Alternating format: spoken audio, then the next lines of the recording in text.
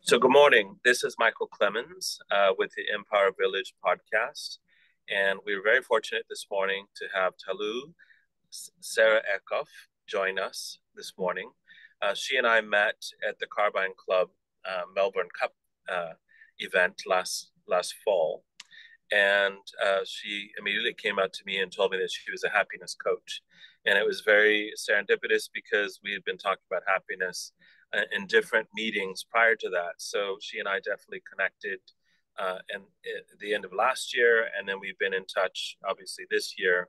And so I guess the best way to start off is maybe if you can explain how you became a happiness coach and what inspired you to be so. Yeah. Well, thank you so much, Michael, for inviting me on this podcast and talk. I'm really, really grateful for the opportunity to spread my tools and talk more about this very important subject. So how did I become a happiness coach? This is actually quite a long story. I'll try and really make it as brief as possible. But basically, growing up in the UK, well, I was born and raised in the UK in a multicultural family. I was very curious about the world and myself. And so this kind of led me on the path of wanting to initially study tourism and travel because I just wanted to explore and get to know. And I think now when I look back, it was really to learn the tools and self-discover more about myself, but also how to help others. So on this path, I started my career in, well, first of all, education was in tourism management, and then I went off to do my master's specifically in air transport management. So this got me out, going in the world. And one thing that's constant, and I think we can all agree on that, is change, right? Mm, yeah. And we in my journey and my path has been a lot of change, but I also chose this path, wanting to see more and travel, and have lived now in 5 international countries, and changed jobs and professions along the way. Now, as I continued on this journey, I started to kind of soul search as well on what is my path.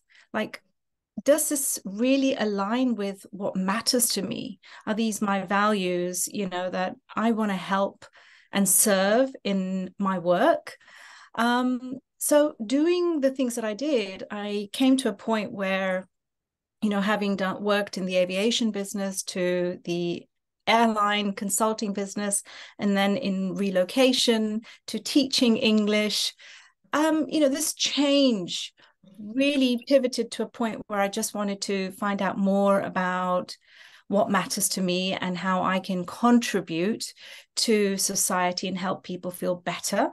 And it was this moment where I thought, I'm kind of doing it naturally in most of my jobs, where I was supporting others and trying to bring out the best in them. Whichever function it was, whether it was in teaching or in the marketing field, or whether it was in the aviation. So it kind of all just tied together. And I think, you on this journey of change and discovery, where I also felt a lot of challenges in my life with the change, as one does, I started to also do a lot of self-awareness courses and looking for tools to help me. So this kind of, took me to a point where I felt like, okay, I'm ready to look at doing some kind of coaching and certification. So did that and felt good about it and started to help people. And then I started to feel a little bit like, okay, I want to feel good about my title. This life coach title just didn't sit with me. I have to be honest. It just felt like, I'm on this journey just like everybody else. And yes, I have the tools to support others. But what is it that I want my clients to feel? And that's what kind of directed me to the science of happiness and positive psychology, you could say.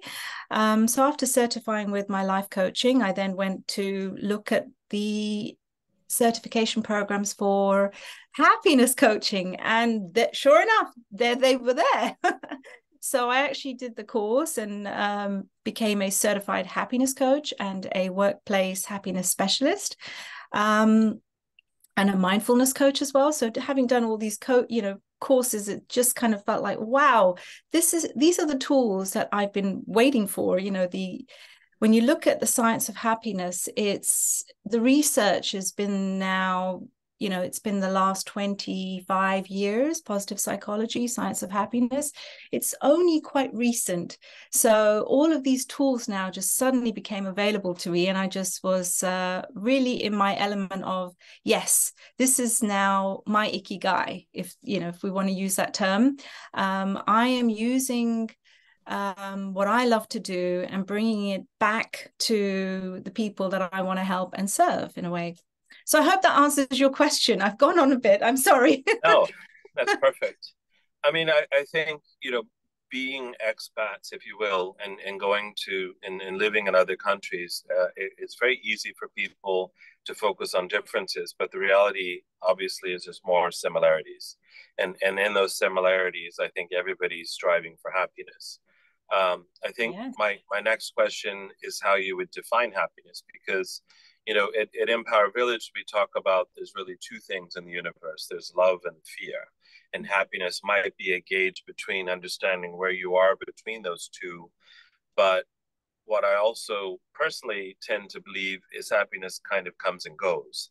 It's really maybe inner peace that we're looking for. So, I mean, how would you define happiness, and why do you feel it resonates across cultures and everybody? So this is a really good question, and this is how I normally start my talks, especially my introductory sessions on my coaching.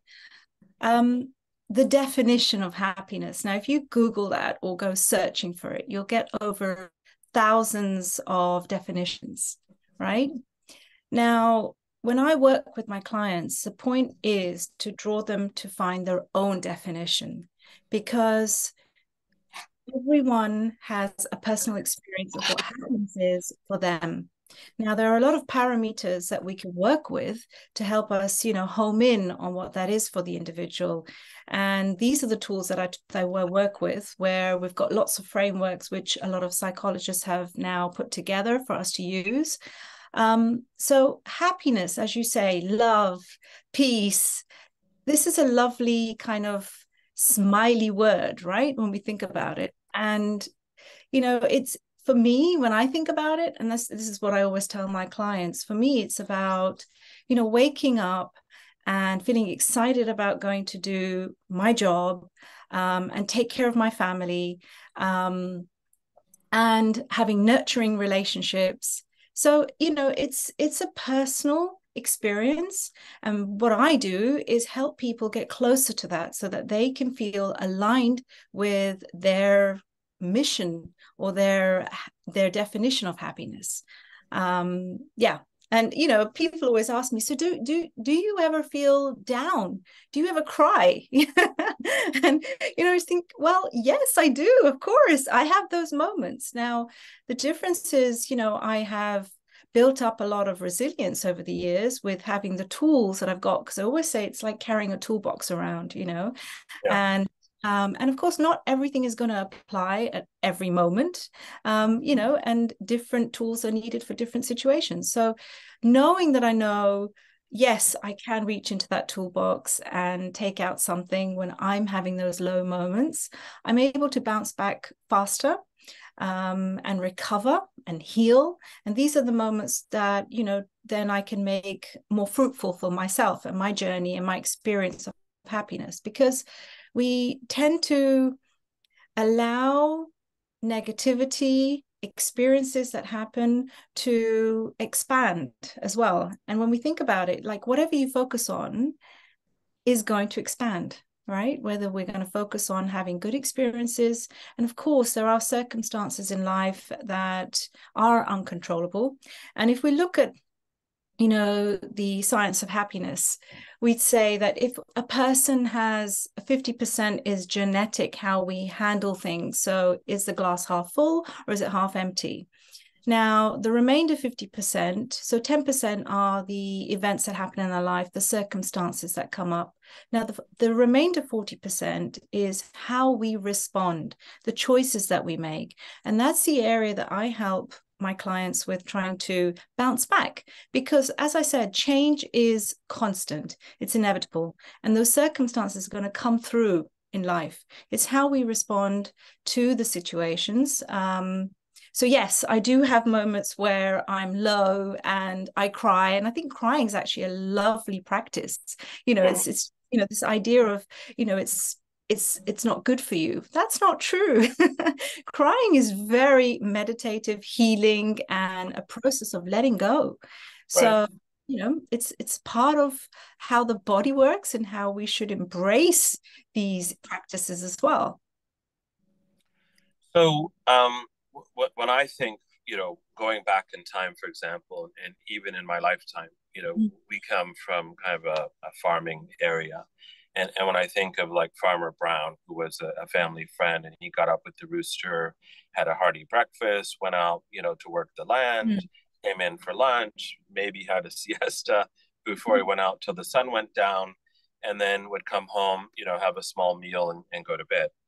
And it really kind of begs the question, did he ever wonder if he was happy, or did he have the time to contemplate this? And then you kind of fast forward to where we are today, where there's a lot of modern technologies. There's a lot of, we don't have to go milk the cows, we don't have to go gather eggs, etc., go to the convenience store. But Right. then also an incredible, and this is not probably fair for me to call it this, but I do call it this, the human experiment, which was COVID, Mm. and the psychological human experiment, which is collectively felt around the globe and across humanity. And I think, going back to your comment about how maybe the happiness discipline is fairly young. I mean, 25 years. And so are we really maybe unencumbering ourselves with things so that we can go to that next level of our own kind of journey, for lack of a better word, so that we're focusing on happiness? Or do you feel, also that your views as you started in this space have changed Mm. vis-a-vis happiness, or your own personal view of happiness? Because I really want to touch on what you talked about, toolkits, because I think this is also what we try to do at Empower Village, is give them the toolkits, so if we're not available, they can go back to those toolkits, albeit virtual, as a different way to see things and a different way to react to something that you can't control happens to you, but you can control how you react to it. It's kind of a very complex question, maybe, but Yeah. how have you changed, with Oh, regards to? yeah. So, like I said, I think um having less time where I'm low because my resilience is high. Um, and I do believe that, through COVID, it may be this great revelation, right? That's happened where people are starting to become a lot more aware and very much more mindful of how they're spending their time and what they're doing. Um, Mm-hmm. and I think this is beautiful. So and actually there is learning in every situation, whether it be good or bad. And I think if we look at it like that, that's actually one of my tools and my tips that I always try and help my clients to see the silver lining, right? And similarly, when I look at myself and the changes that I've gone through and how I cope. It's not even actually the word cope is sounds like it was very challenging. I would say how I'm thriving. Even those words that we use with ourselves make a difference. And I think that's what's important too. That's a whole different session where I talk about the power of words. So I feel like now I think I've lost my train of thought there from with your question. Yes, I do feel that through COVID, we are becoming more aware, definitely. And I think that's a good thing because, with the way the last decades have brought all this research and science for us to really back things up, we're going in the right direction, I think. And I think it's going to help us to become more resilient, more resourceful, and more aligned with, things that matter for individuals. And I think that's a great thing. Yeah, and when we talk about fear, for example, I think by definition it's really a construct of the mind. I mean, Yes. especially with kids that we work with, for example, in the orphanages, just a 2 or 3 year old walking up to you and holding your hand and walking you over to their toys, they're just pure love and also happiness, right? Yeah, For totally. all in the same. And so I don't know, well, I do know that there's certain things that maybe happen when we're young that become traumas, if you will, or there's certain things that create these beliefs, and then those beliefs then maybe Yeah. lead to fears, etc. And Yes. so, yeah, so what are kind of the tools that you would recommend to people? And either, well, what one you mentioned is choosing the right words, using different words maybe, especially with yourself. But what are the things that you think people can do as kind of strategies to because I believe on majority of the people are happy. Yes, I And I, think it's, yeah, yeah, it's an innate feeling. I think, yeah. just going back to what you said about childhood trauma or things that we're carrying in the past. And this is usually, kind of like a 2-month coaching session where I work with clients to really see and get perspective of how they're living their day to day. Because what we're doing is we are living out of fear those beliefs and we're repeating it again. And then the same thing is going to happen tomorrow, right? So, Mm, if you want change, you have to see things from a perspective. You need to, say kind of like in a way, I use the metaphor of almost, being in the air, like a bird's eye view. And of course, being an aviation specialist, I love everything about being in space and in the air. So, it's usually a visualization where I'll help people to take a step back and literally get perspective from above and see what's going on. Because these beliefs are so deep that they're so automatic. We don't realize we're doing them. And that's the only way we get clarity is when we step back and see what's going on and see that this is actually going to continue if I don't change it. And at that point, we can then work with, once that awareness is there, that you can see what's going on, you can see the pattern and you can see the baggage. Now we can see how, then we can work with, okay, how to let go of that baggage and start making different changes for us, different choices. And that's when the toolbox comes out, okay, now we're ready. We're feeling empowered now. We're ready to inspire and make good choices that are going to help us to drop those beliefs and let go of those fears and start to see strengths and capabilities and a lot more inspired. So your question with what strategy, what tools, and I think first of all, it's definitely working with the individual or even workplaces with letting go of those beliefs. That's the first step, right? And getting awareness. And then, depending on the individual or the team, we'll usually work with a well-being wheel or a happiness wheel, and we identify the parameters. And as I said to you earlier, there's, psychologists like Dr. Seligman and Dr. Talban Saha. They're the experts in the happiness field, and they have beautiful models, the PERMA and the SPIRE model.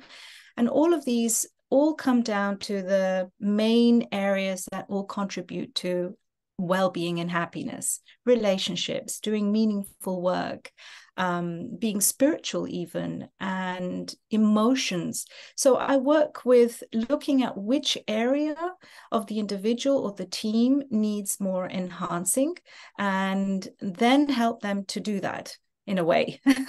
So giving a specific strategy, first of all, I need to find out which area needs enhancing. After we've done the letting go of the fears and beliefs, then we look towards more choices that can help them enhance those specific areas. Now, you've probably heard of the World Happiness Report, which, has been now, I think it's 12 years or so that they've been putting together this wonderful report of, how the different countries rate themselves with their happiness levels. Now, this is another research which helps to, bring more, what's the word? I've lost that word now. More contributing factors to our happiness. And the number one there is relationships, right? And Finland is the number one country 5 times in a row. And it's so interesting because where they are located, you think that well, I guess you'd kind of assume, oh, interesting, Finland, it's not the brightest or the warmest country, right? Yeah. However, it's their strategies that help them to be, the number one happiest country in the world. And again, those are beautiful parameters that they have, making sure they live in the moment, making the best of situations, being grateful, so gratitude, relationships, having meaningful work, and they have a good balance also with work and home life. So there's a lot to learn from all of this. So when we come back to strategies and workplaces, looking at how to cultivate more of a happiness culture or enhance happiness levels, depending on whether it's an individual, I'm mixing both now, work and individuals. It purely is looking at the parameters, what areas need enhancing, and how to help them get there. So for an individual, for example, yes, the words that we choose, how you wake up in the morning, having an affirmation, starting your day off on that note. You see, what's going on is our brain is going to strengthen the neural pathways of what we ask it to do, right? So if you're going to wake up and say, you know what, today I'm going to have a great day and I'm grateful for X, Y, and Z, and I feel confident in succeeding in this today, you're going to go out there looking for opportunities to bring exactly that. And the more you start thinking of that neural pathway is going to strengthen. And this, we don't realize this, as opposed to looking at, oh, I'm not good enough. And this is then what then starts to also get bigger. Again, that fear factor kicks in and we start to doubt ourselves. So it is the little tools and the little changes that we can make with waking up in the morning, having an affirmation, the words that we choose, the way we talk to others, being more mindful in the moment. Stanford did a study where 50% of the time we're actually not present. So that means when we're doing something, we are actually listening to our thoughts and on a different when we're not actually there, we're not experiencing what we're doing. So again, all of these things are helping us to get awareness, see what we're doing, and become more mindful in the moment and make better choices that are going to enhance those parameters that are specific for our happiness and well-being. And I think to put it very simply, happiness also is a choice, right? Yes. And it has to be a habit, and in some cases, maybe a new learned habit, because I think we tend to habitually go back to feelings that we're used to feeling, or going habitually back to places where we know how to navigate. And no different than going to the gym. You're not going to see the results the first day. You're not going to see it the first month, maybe. But if you consistently keep doing this, then you're going to feel the effects. I mean, for me, with people that I work with, I'm like, imagine you're driving your car and you go off into the gravel, off the pavement. And that's essentially that 50% of your not being on the same plane of what you're doing. Well, your natural reaction, hopefully, is to correct yourself and get back onto the smooth pavement and continue to move forward. But it's a little surprising at how many people just stay in the gravel or in the ravine, and it's simply because that's what they're used to, and they don't dare to strive.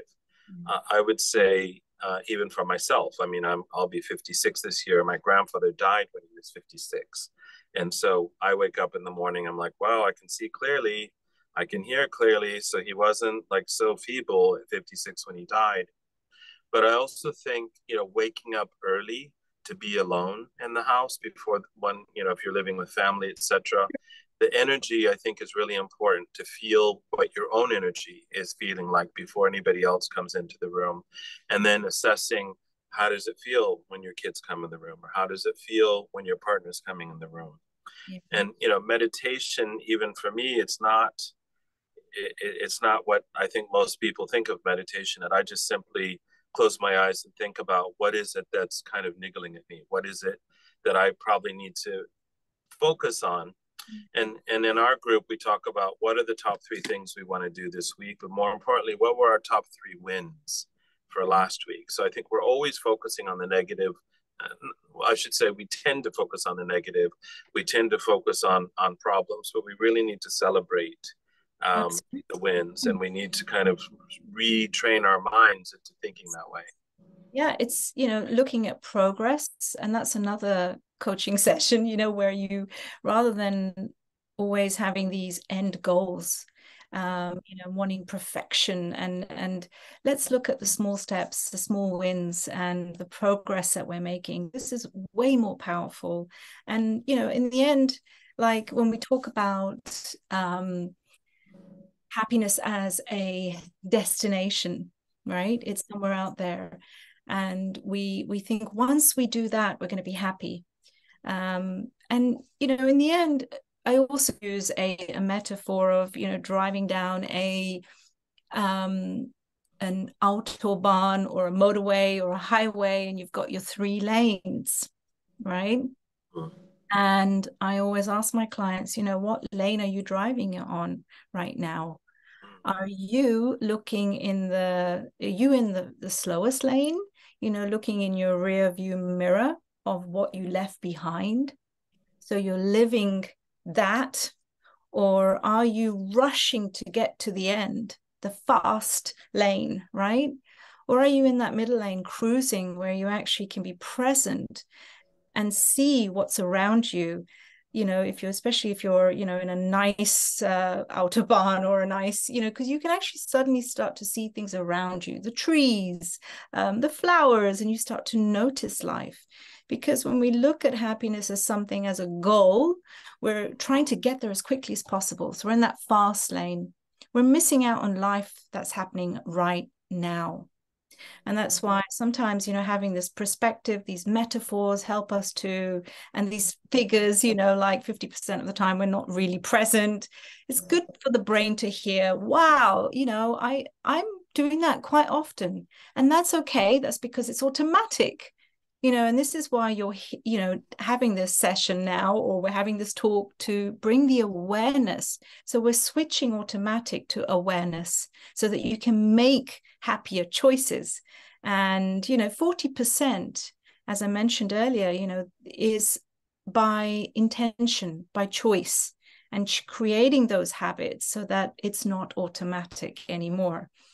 Yeah. Yeah. And I think, when you look at, for example, how are you feeling? You ask someone how they're feeling, and then you just simply ask them, okay, what's the polar opposite of that? Like if you're going through a bad time, what is the polar opposite of how you're feeling? Or I think people struggle with actually achieving happiness and not realizing this is what it feels when you reach a point where there's actually no obstacles.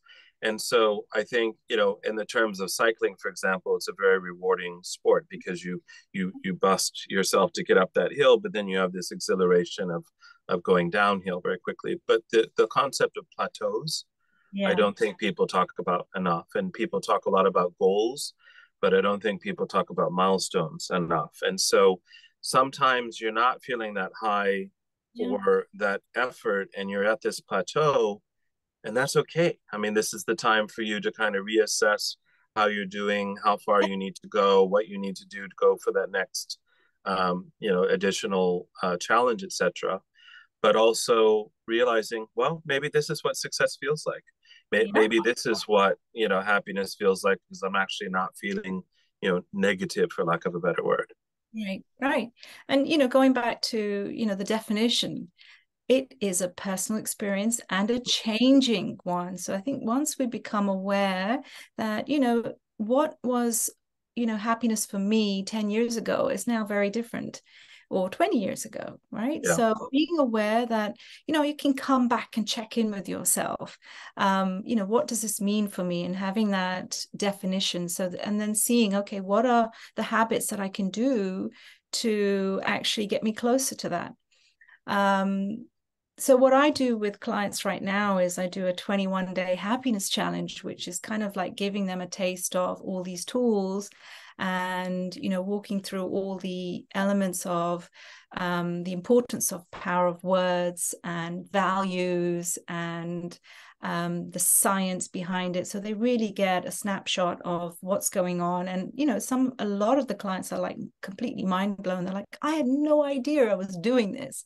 I'm like, yeah, it's, that's okay. That's because it was automatic, but you're here now and you're to, make happiness a choice.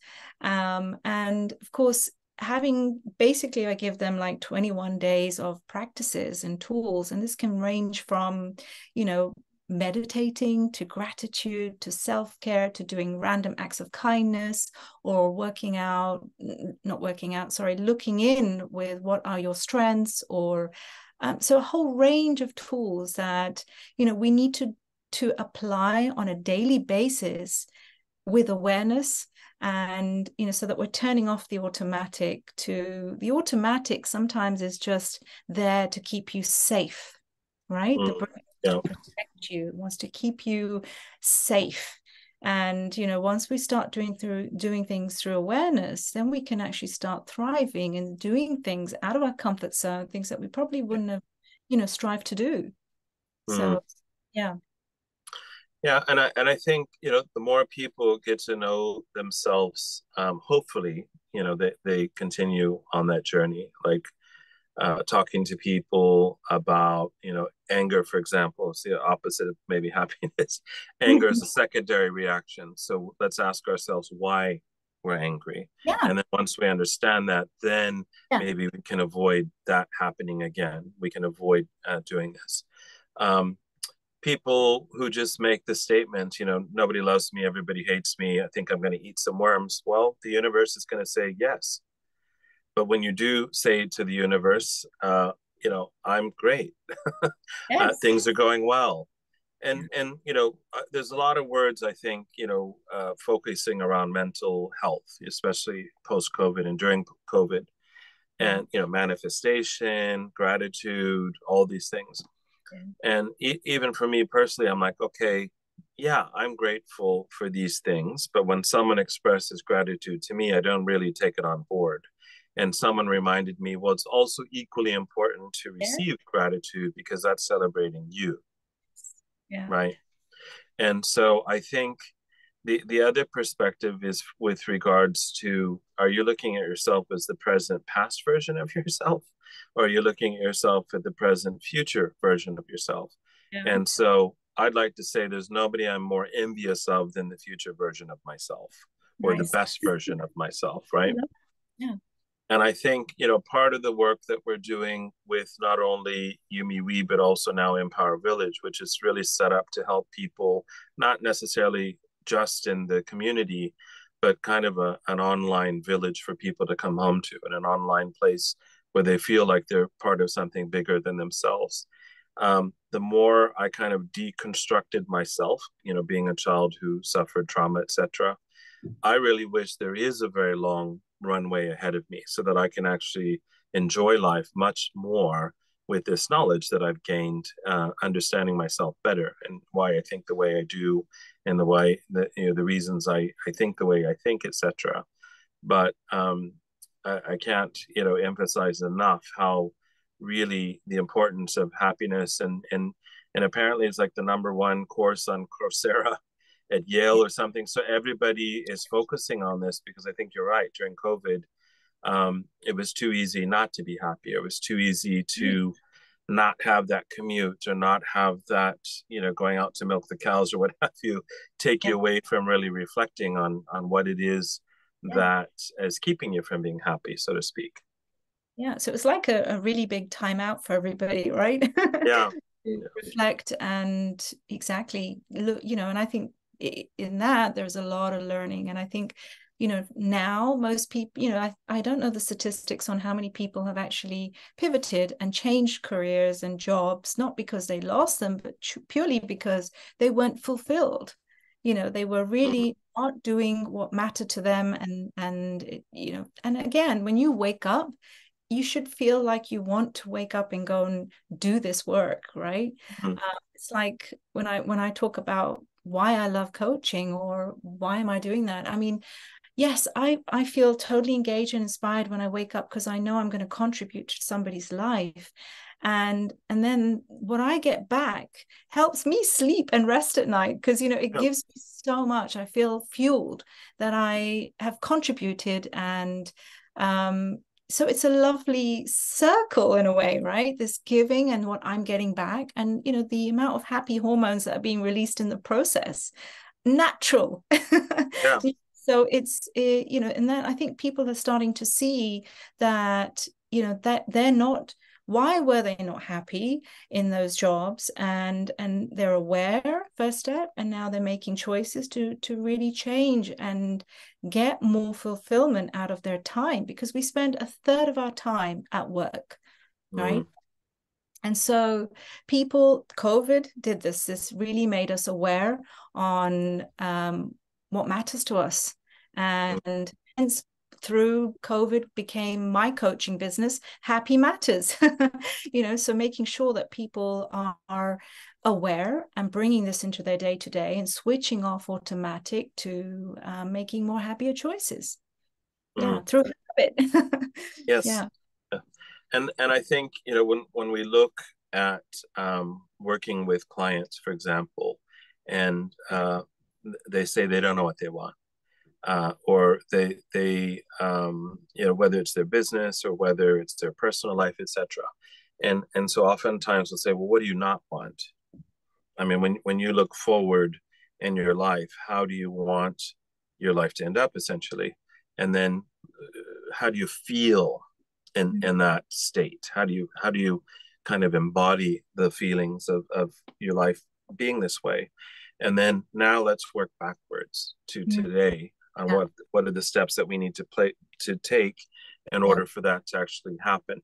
Yeah. And the other thing is with regards to business, for example. I think pretty good indication that you're doing the work that you enjoy is if in fact you wake up at even 3 in the morning and you're looking forward to getting out of bed Wow, and that's eager. yeah. But I think that fundamental question of, are you doing something where you're sharing? Are you doing something where you're giving, right? Doesn't matter what business it is. I mean, you can be in investment banking and feel like you're structuring a deal that's going to help something, related to, the wind business or what have you. And so you feel like you're giving back to society this way, and that's fine. But I want to ask you a little bit about boundaries, because I think, in my generation, when I first came to Japan in 93, I literally had an inbox sitting on top of my desk. There was no internet, there was no mobile phones. I basically, woke up at 5:30 in the morning. I would have a walk. I would walk to the station. I would take 2 hours train to the office. It'd be a 20-hour walk to the office from the station.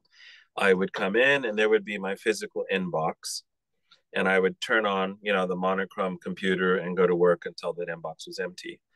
These days, you hear a lot of people saying like, "Oh, well, I got this email from my boss at 9 p.m." Or, my coworker contacted me on the weekends, and I'm asking people, why are you doing this? Like, don't you understand about boundaries around, you're not working 24/7, and if you're not the owner of the business, why do you even have email on your phone, right? So I'm curious, like, do you talk about boundaries at all with people? Yeah, absolutely. And, I think because this is where you have balance, right? So we talk about the whole being and finding well-being balance.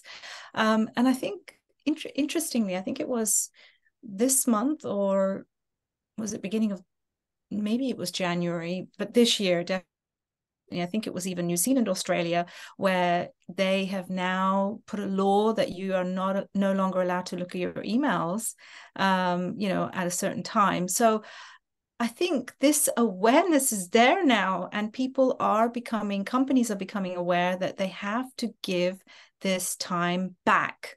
It's important because you're not going to be productive. So, Yeah. knowing, if especially like Finland does the same, right? So when we look at the happiest country in the world, if you're able to have that break, that rest, and fill your cup up so that you're ready to give back when you come back to work, that is Yeah. more productive and makes more sense. So I think good managers and leaders are becoming more and more aware and working towards, with even in big companies where they actually have, chief happiness executives and people coming in to actually support the well-being of people. So this change is definitely coming. And so when I talk to clients, I always make sure that we look at how they're spending their day, what are they doing, and making sure that they take time for self-care, because this is so important. You can't pour from an empty cup. Yeah. So it's looking at how you're spending your time, even to the matter of how many hours are you sleeping, what are you eating, how do you eat, all of this. It's not just the mind, right? We look at the mind, the body, and the heart. So I look at it all. This is well-being, taking care of the individual. And of course, the tools that I work on are looking at across, your mind, body, and spirit. So yes, I do talk about that, and I'm happy to see that the change is coming in the industries as well, and through the leaders, because that's where it starts, from top down, and setting that example. Even my husband says the same thing, particularly in Japan. The culture is very different, where it's very long hours and it's non-stop. So I'm amazed to experience this right now, because I feel like, gosh, this is so tiresome for the individual and for the boss, and it's a cycle which it's everybody's doing it. So how's it going to change? So, Yeah. but of course, if it's big companies and they are taking on board and they have a budget for this kind of coaching, the change is coming. So I am hopeful. I am hopeful, and I think with laws coming in as well, that's great. So, but yeah, I'm not sure about how far Japan is from that, but hopeful is where I'm at. Okay. So, I mean, you're relatively new to Japan. And Yeah. so I think as far as the demand for what it is you're offering, it's clearly there and probably much larger than you realize. But of course, we will share, how to contact you, when we publish this podcast, etc. But where would you like to see yourself with Mm. regards to happiness coaching, not only this year, but in your time, at least even in Japan? I mean, where would you like to see this going? Yeah, that's a lovely question. Thank you. Because, as a coach, we all need a coach, and having these questions put to us, I think it gives us perspective and clarity as well. So I have two teenagers in my house, and one is going through her final year next year, and then I have my son.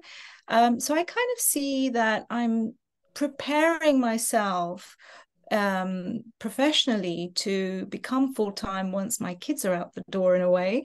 However, I also feel that being in this space, not only working with individuals, but really going towards workplaces, because this is where I see the need, as you say, as well.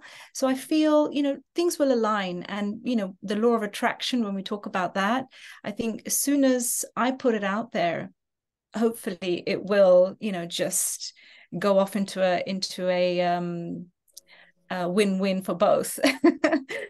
So I see myself shifting not only for individuals but also in workplace. So currently I'm coaching at the Yokohama Country and Athletic Club, and working towards bringing some sessions also at the Tokyo America Club this year.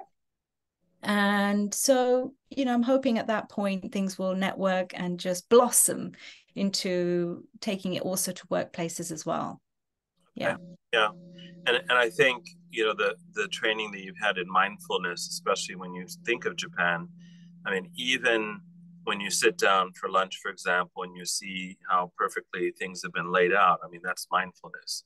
And so Yeah. it's extraordinary in a country that is, ancient and many thousands of years old in the culture.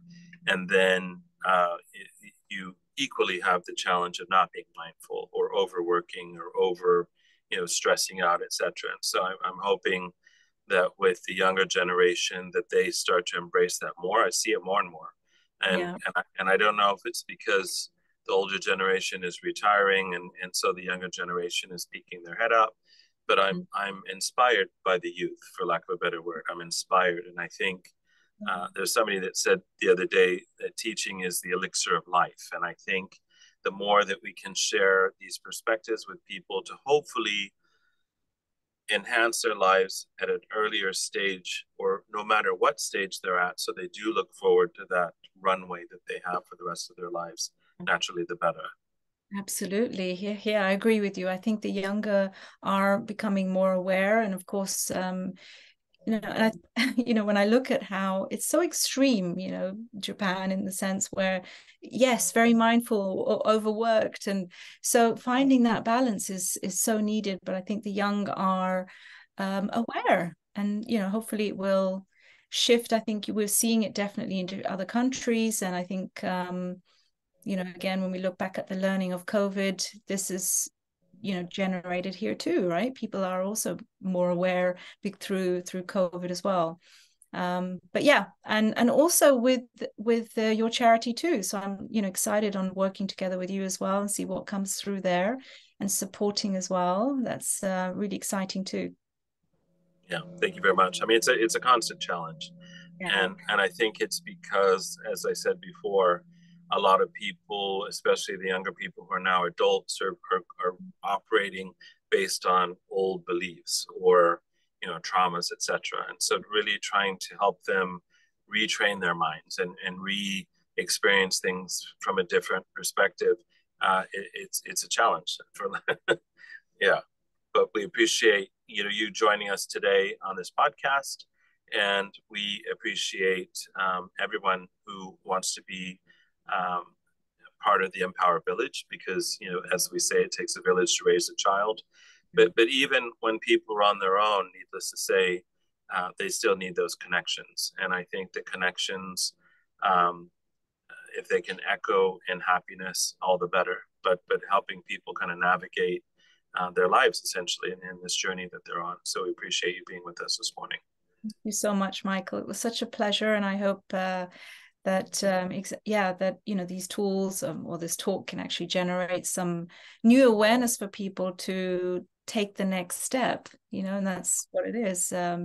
Even if it is just Googling something or just being intrigued to inquire within. I think this is the power in these talks. And so thank you so much for having me today. Thank you so much.